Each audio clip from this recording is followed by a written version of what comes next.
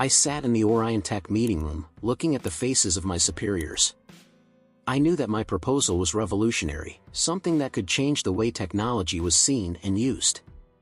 But as I presented my ideas, I could feel the resistance in the air. They barely paid attention to the technical details, competitive advantages, or long-term benefits. "So, Ethan, what you're proposing is interesting," began the technology director, Mr. Harrison, as he adjusted his glasses.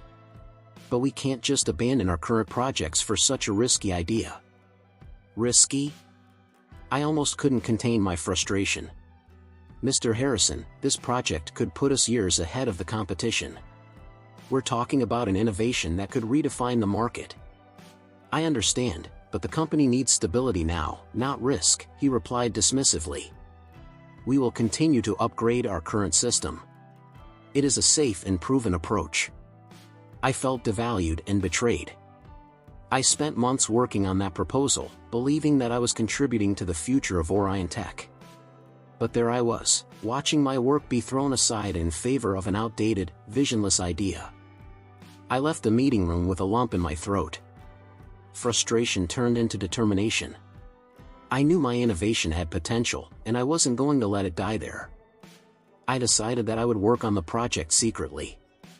If Orion Tech couldn't see the value in what I was creating, another company would. At home, the situation wasn't much better. My wife, Sarah, and our daughter, Emily, felt my absence.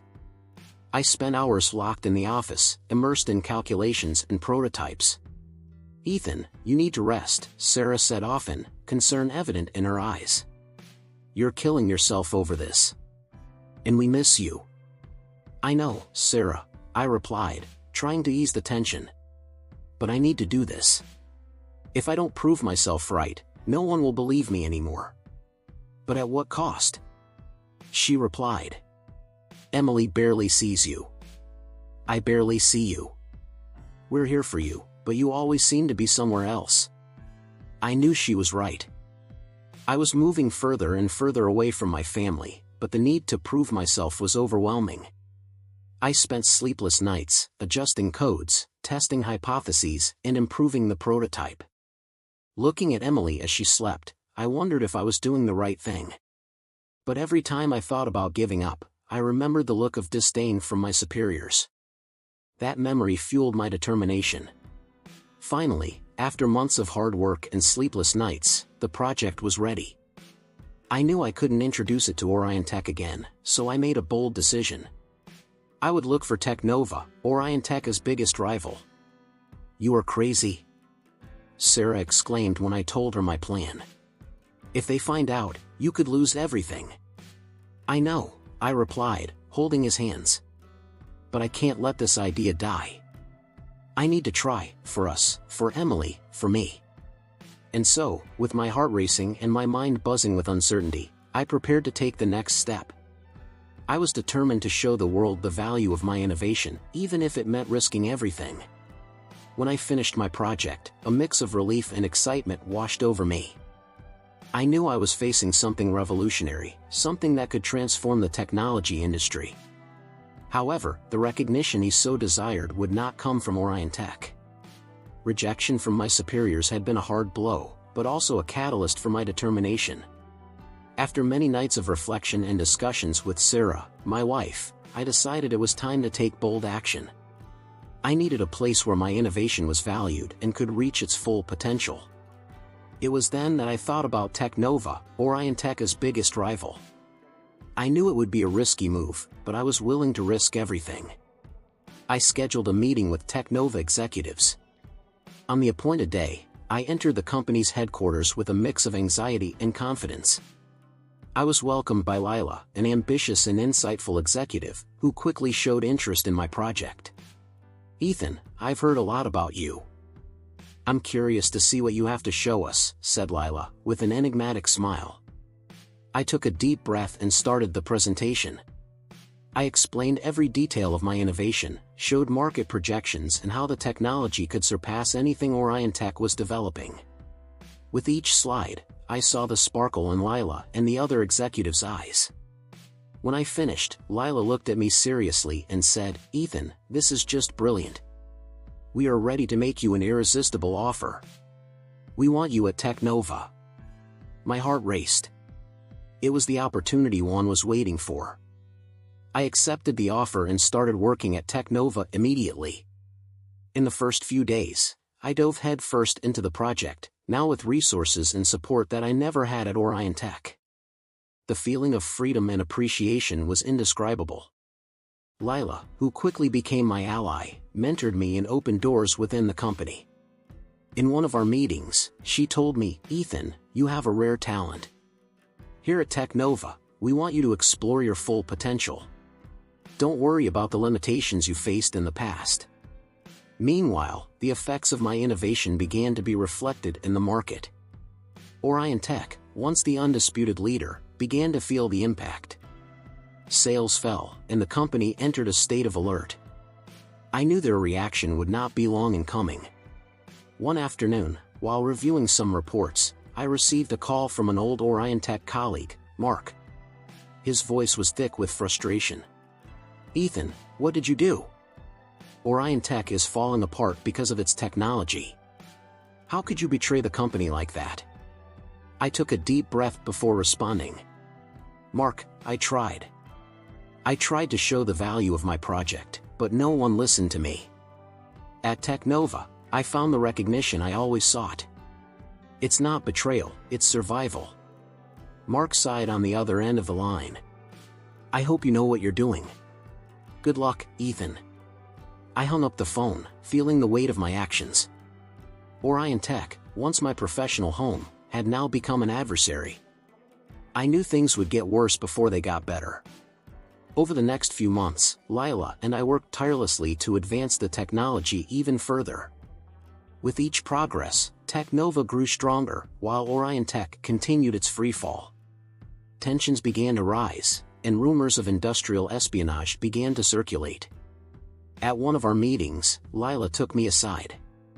"Ethan, we need to be prepared. Orion Tech will not sit idly by. They will try something to recover the market." I nodded, aware of the challenges that would come. "I'm ready, Lila. We did something great here, and we're not going to let them take that away from us." The alliance with Teknova had been a risky but necessary move. Every day was a battle, but I was determined to prove myself and revolutionize the industry, no matter what obstacles stood in my way. I knew that the sudden change in the market would not go unnoticed by Orion Tech.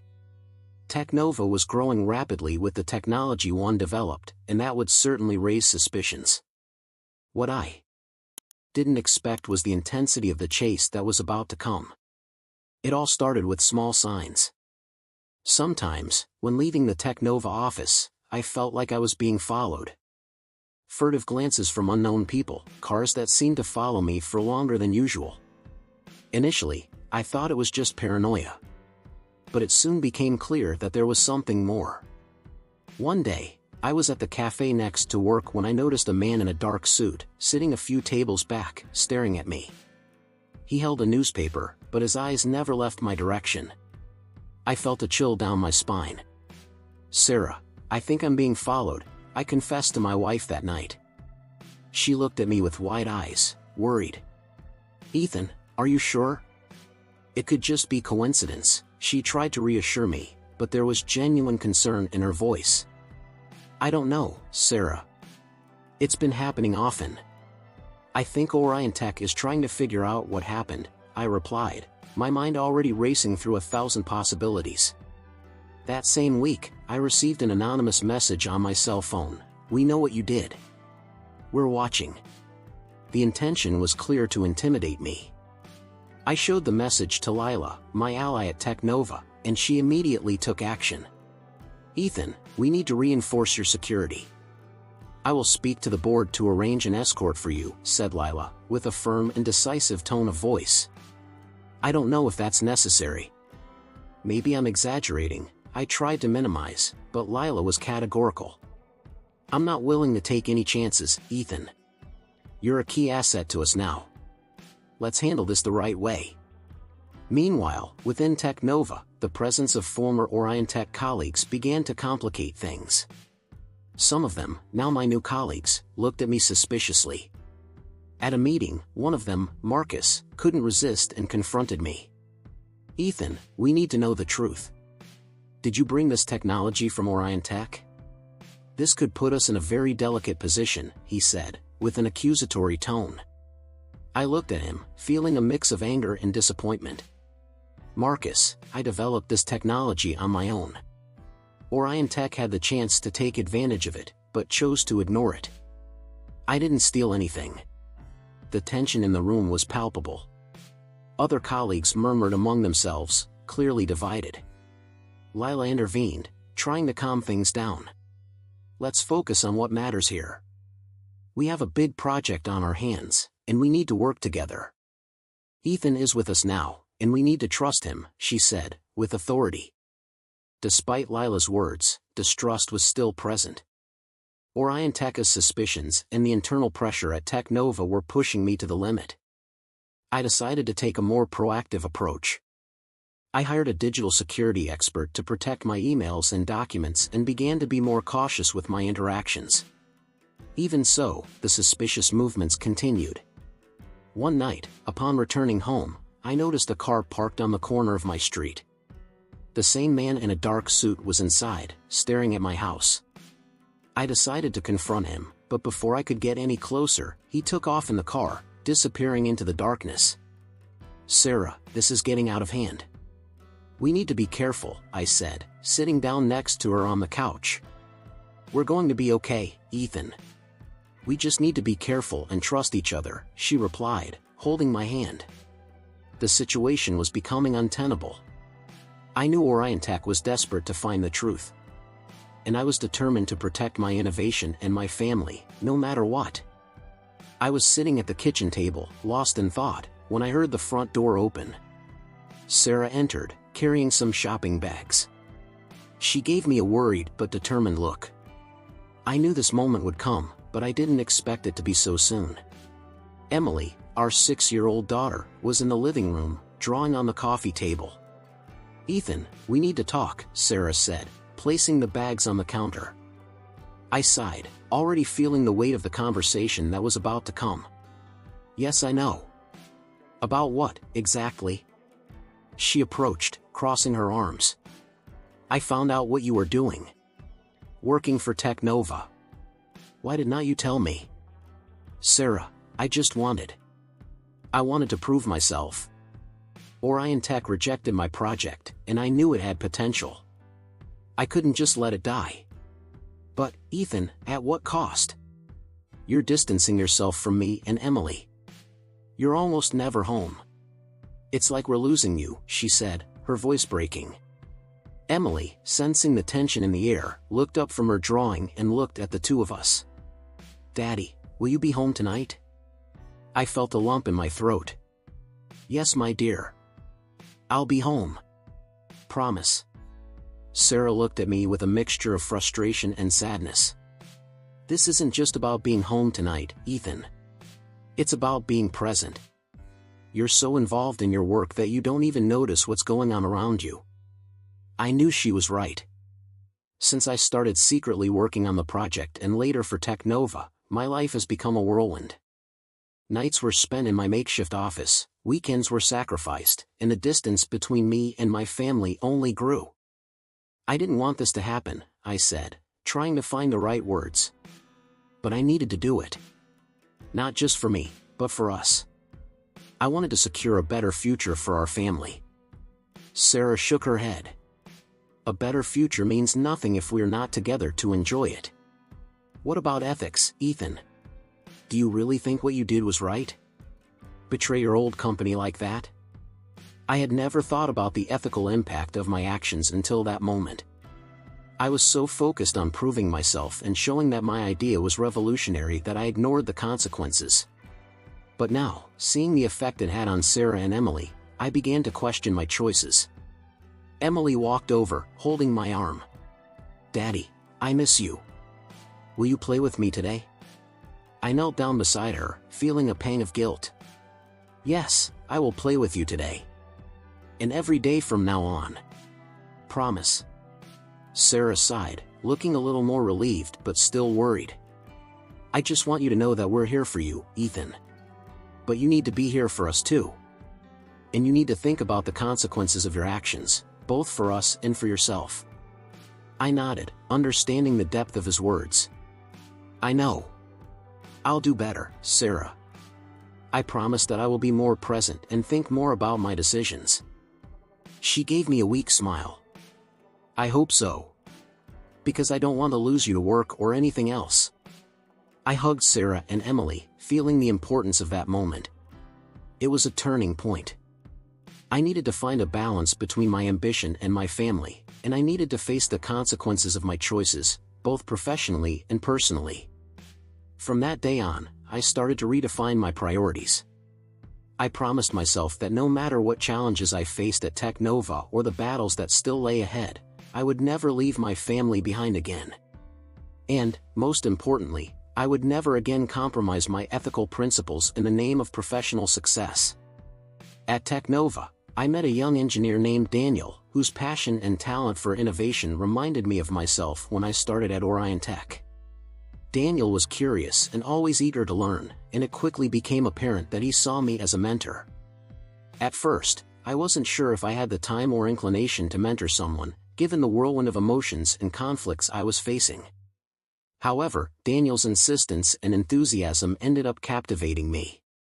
"You have a way of seeing things that I really admire, Ethan," Daniel said one afternoon as we worked together on a new prototype. "I would like to learn everything I can from you." These words touched me deeply. Seeing the admiration in Daniel's eyes made me reflect on the path I had taken to get there. I remembered all the sleepless nights, the heated arguments with Sarah, and the growing distance between me and Emily. Was he really doing the right thing? Were my sacrifices and decisions in line with the values I wanted to pass on to the next generation of engineers? One afternoon, during a coffee break, Daniel and I had a conversation that turned out to be quite revealing. He asked me about my motivations and decisions, which made me rethink a lot of things. "Ethan, why did you decide to bring your project to Teknova?" "It wasn't an easy choice, I imagine," asked Daniel. I took a deep breath and looked at him. "Daniel, when you believe in something so strongly, it's hard to accept that other people don't see the same potential. At Orion Tech, my idea was rejected because it didn't fit their limited and conservative vision. I knew my project could revolutionize industry, and I couldn't just let it die." Daniel nodded, but continued to question me. "And wasn't it hard to leave your old company? Leave your colleagues behind?" This question hit me hard. "It was extremely difficult," I admitted. "I always thought I was doing what was best for everyone, but now I see that my actions had consequences I didn't foresee. I betrayed the trust of people I respected and put my family second. This is something that weighs heavily on me." Over time, my relationship with Daniel deepened. He became not only an apprentice, but also a friend and confidant. And through our conversations, I began to see the impact of my choices in a new light. The guidance I gave Daniel forced me to revisit my own motivations and question whether my actions were truly aligned with the values I wanted to convey. One night, after a long day of work, Daniel and I stayed late at the office, discussing a particularly challenging technical problem. During a pause, he turned to me and said something that stuck in my mind. "Ethan, you know you're an inspiration to many of us here at Teknova, right? Not only for what you've created, but for the passion and integrity you demonstrate." These words made me reflect even more. I realized that although my actions had been motivated by a genuine desire for innovation and recognition, I had neglected important aspects of my life and relationships.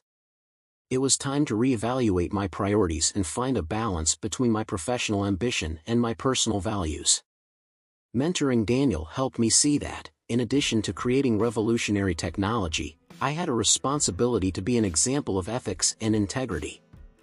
I began to understand that proving myself was not just about achieving professional success, but also about being a mentor and leader who inspired and guided the next generation of innovators in a responsible way. This mentoring and reflection experience profoundly transformed me. She taught me that while innovation and progress are vital, they must always go hand in hand with integrity and respect for others.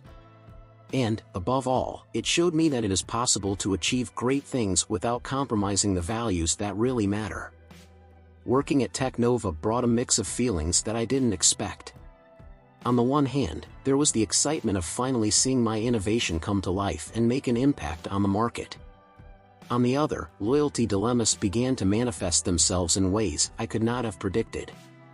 The situation became even more complicated when I started meeting old colleagues at Orion Tech, now my new colleagues at Teknova. One day, during a coffee break, I ran into Paolo, an engineer I worked with for years at Orion Tech. He glanced at me sideways and approached, visibly uncomfortable. "Ethan, can we talk?" he asked, looking around to make sure no one heard us. "Of course, Paolo. What is happening?" I replied, trying to appear calm, but already feeling the weight of the conversation that was about to come. "You know that many of us felt betrayed when you left and took your project to Teknova, right?" he said, bluntly. I swallowed hard. I knew this conversation would come eventually, but I wasn't prepared to deal with it at that moment. "I understand how you and the others feel, Paolo. But I had no choice. My idea was being ignored and I knew I could make a difference." My voice trembled slightly, reflecting the internal tension I felt. "But don't you think you should have given us a chance to support you?" He shook his head, clearly disappointed. "Some of us believed in your idea, Ethan." Those words hit me like a punch in the stomach. I had never considered that there were allies at Orion Tech who could have supported my vision. Maybe I was hasty, Paolo. But at that moment, it felt like no one was on my side. I admitted, feeling a weight lift off my shoulders for finally expressing this truth. Paolo sighed and took a step back, as if he was reflecting on my words. "Well, now we're here. I hope we can work together without the shadow of the past," he said, finally extending his hand. I squeezed his hand firmly, feeling a mixture of relief and guilt. I knew this was just one of the many bridges I would need to rebuild. As the days passed, the pressure to continue innovating at Teknova increased.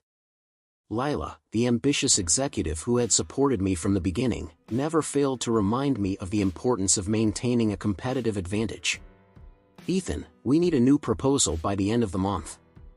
Shareholders are pushing for continued results," Lila said, in a tone that left no room for debate. "I'm working on it, Lila. But I need time to make sure the next innovation is even better than the last," I replied, trying to remain calm. She looked at me with piercing eyes, as if trying to read my mind. "We don't have time, Ethan. The market doesn't wait," he stated, before leaving the room, leaving me alone with my thoughts. This constant pressure began to weigh on me. I felt like I was on a battlefield, where every wrong step could be fatal. Furthermore, the presence of former Orion Tech colleagues at Teknova further complicated things. I saw the mixture of resentment and expectation in their eyes, and it gnawed at me inside. One night, while reviewing some documents, I received a message from Daniel, the young engineer I was mentoring. He asked to meet me in the lab. "Ethan, I'm having trouble with this new approach. Can you help me?" he asked, visibly frustrated. "Of course, Daniel. Let's take a look at this together," I said, trying to hide my own tiredness and stress. As we worked side by side, I began to realize the impact my actions and decisions could have on the next generation of engineers. Daniel reminded me of myself when I started, full of dreams and ambitions, but also uncertainty. "You know, Daniel, sometimes pressure can make us lose sight of what really matters," I confessed, looking at him. "And what really matters, Ethan?" he asked, curious. "Innovation and integrity. Never compromise your vision, but also never forget the principles that guided you here," I replied, realizing that this was a lesson that I needed to internalize myself. These conflicts of loyalty, both internal and external, made me constantly question my choices. Would it be possible to balance innovation with loyalty and ethics? That was the question that was going through my mind as I continued to navigate the turbulent waters of the technological world. The courtroom was packed. I could feel the tension in the air, the weight of expectations, and the gravity of what was at stake. On the opposite side, Orion-Tech's lawyers were ready to destroy me. They spared no effort in painting me as a traitor, someone who stole a brilliant idea and sold it to the competition. I knew that every word, every facial expression would count, and I needed to be prepared. "Mr. Clark, how do you respond to the intellectual property theft charges?" the judge asked, looking directly at me. I stood up, trying to stay calm. "Your Excellency, I would like to make it clear that the idea and development of the project are entirely mine. When I presented the project to Orion-Tech, I was rejected. They opted for an outdated approach, completely ignoring the potential of my innovation." Orion-Tech's lawyer, Mr. Martinez, quickly stood up. "Objection, Your Honor. The defendant is trying to justify his actions based on an alleged disregard for his work. The question here is whether he used Orion-Tech resources and information to develop the project that now belongs to Technova." "I'll rephrase it," I continued, trying to maintain my composure. "I developed the project in my free time, using my own resources. When I realized that Orion-Tech did not see value in it, I decided to look for a company that recognized its potential. At no time did I use confidential information or Orion-Tech resources for this." The judge's face was indecipherable. He gestured for me to sit down. "Let's hear the witnesses." The first to be called was Daniel, my pupil at Technova. He looked nervous but determined. "Mr. Daniel, can you tell us about your professional relationship with Mr. Clark?" asked the defense attorney. "Of course," Daniel replied, adjusting his glasses. "Ethan is my mentor at Technova. He has always been very transparent about how he developed the project. I saw up close how hard he worked, often late into the night, to perfect it." "So, can you confirm that the development of the project was carried out outside the Orion-Tech environment?" asked the lawyer. "Yes, I confirm." Mr. Martinez wasted no time and began interrogating Daniel. "Mr. Daniel, don't you think it's strange that someone can develop such a complex project without any type of corporate resources?" Daniel hesitated for a moment. "Ethan is an exceptional engineer. He has access to many personal resources and knowledge that perhaps most of us don't have." Meanwhile, my mind was racing. Every word spoken could mean the difference between victory and defeat. I knew that Orion-Tech had tricks up its sleeve, and at any moment, they could present compromising evidence. Lila, my ally at Technova, was the next to testify. She walked into the room with confidence. "Miss Lila, can you tell us about Technova's decision to buy Mr. Clark's project?" my lawyer asked. "Of course," she said firmly. "We analyzed Ethan's proposal in detail. The project was innovative and had incredible potential, something Technova always strives for. At no point did we raise suspicions that he had used Orion-Tech resources." Mr. Martinez stood up again. "Miss Lila, isn't it true that Technova would be willing to do anything to surpass Orion-Tech, including turning a blind eye to possible irregularities?" Lila smiled confidently. "Technova values integrity and innovation. We do not need to resort to illicit means to succeed. Our focus has always been and will always be ethical innovation." The tension increased with each testimony. When they finally called me to testify again, I knew it was my last chance to convince the judge and jury. "Mr. Clark, can you explain why you think Orion-Tech is so intent on discrediting you?" my lawyer asked. "Innovative ideas are often met with resistance. Orion-Tech did not see the value in my project, and now, seeing the success it achieved at Technova, they are trying to reverse the situation through unfounded accusations. I am here to prove that my integrity and my work speak for themselves." The judge paused, observing everyone in the room. "We will now recess and resume tomorrow with closing arguments." As I walked out of the courtroom, I felt the weight of the world on my shoulders. But I also knew I had done my best. Now, all that was left was to wait and believe that the truth would prevail. Judgment Day has finally arrived. I was sitting in the courtroom, nerves on edge. In front of me, the lawyers from Orion-Tech and Technova were preparing for the clash. The environment was charged with tension. Murmurs and whispers filled the air as the judge prepared to begin the proceedings. I knew this would be one of the most decisive days of my life. Ladies and gentlemen, we are here to determine whether Ethan Clark, by selling his design to Teknova, committed theft of Orion-Tek's intellectual property, the judge began, in a firm, authoritative voice. Orion-Tek's lawyer, a middle-aged man with a stern expression, stood up and began his speech.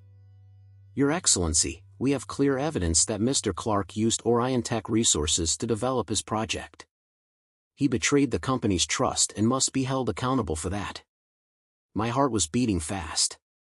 I knew the battle would be tough. When my lawyer, an intelligent and insightful woman named Carla, stood up to speak, I felt a glimmer of hope. Your Excellency, I would like to draw your attention to some documents we recently obtained, said Carla, handing the judge a folder.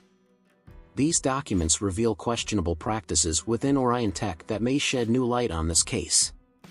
The judge's eyes narrowed as he examined the documents.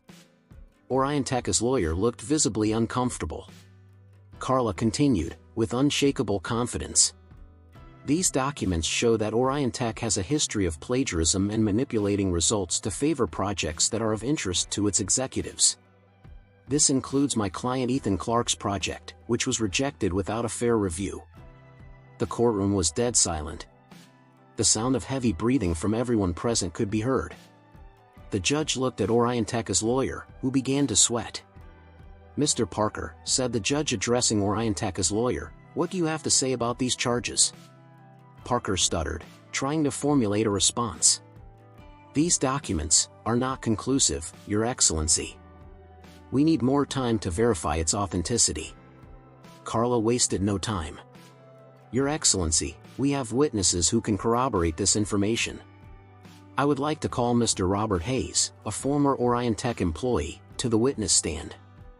Robert, a tired-looking man, took the witness stand and took the oath. I remembered him as a talented engineer who had left Orion-Tek under mysterious circumstances.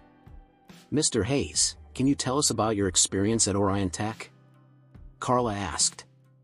Yes, began Robert, in a trembling voice. I worked at Orion-Tek for 10 years. During this time, I saw many promising projects sabotaged or plagiarized by company executives. They manipulated results and favored projects that brought them personal benefits. The judge seemed increasingly interested. Can you give us specific examples? Of course, replied Robert. Mr. Clark's project is an example. It was rejected without fair analysis because it did not favor the interests of executives. They preferred an outdated idea that would guarantee them performance bonuses. I felt a mix of relief and anger. Finally, the truth was coming out. Orion-Tek's lawyer tried to interrupt, but the judge asked for silence. These are serious charges, the judge said. Ms. Carla, do you have anything else to add? Yes, Your Excellency, replied Carla. I would like to present another document that shows that Orion-Tek, on several occasions, used engineers' ideas without giving due credit. This includes manipulation of patents and intellectual property registrations. The judge took a moment to review the document. When he finished, he turned to Orion-Tek's lawyer. Mr. Parker, the evidence against your company is overwhelming. How do you intend to proceed? Parker was visibly shaken. Your Excellency, I need to consult my clients. The judge nodded. Let's take a 15-minute break. We will resume after that. During the break, Carla approached me. We're doing well, Ethan. I believe we have a good chance of winning. I nodded, feeling a huge weight lift off my shoulders. I knew the battle wasn't won yet, but for the first time in a long time, I felt like justice was on my side. When the trial resumed, Orion-Tek's lawyer was pale and nervous. They could no longer deny the truth. The company's unethical practices were exposed for all to see. The judge, with a serious expression, handed down his decision. Given the evidence presented, it is clear that Orion-Tek has a history of unethical practices that invalidate its allegations against Mr. Clark. I declare that the accusations against Ethan Clark are unfounded. Case closed. I couldn't believe it. The truth had prevailed. I felt tears of relief and joy run down my face as I hugged Carla. The battle was won, and I knew that, from that moment on, my life would take a new direction.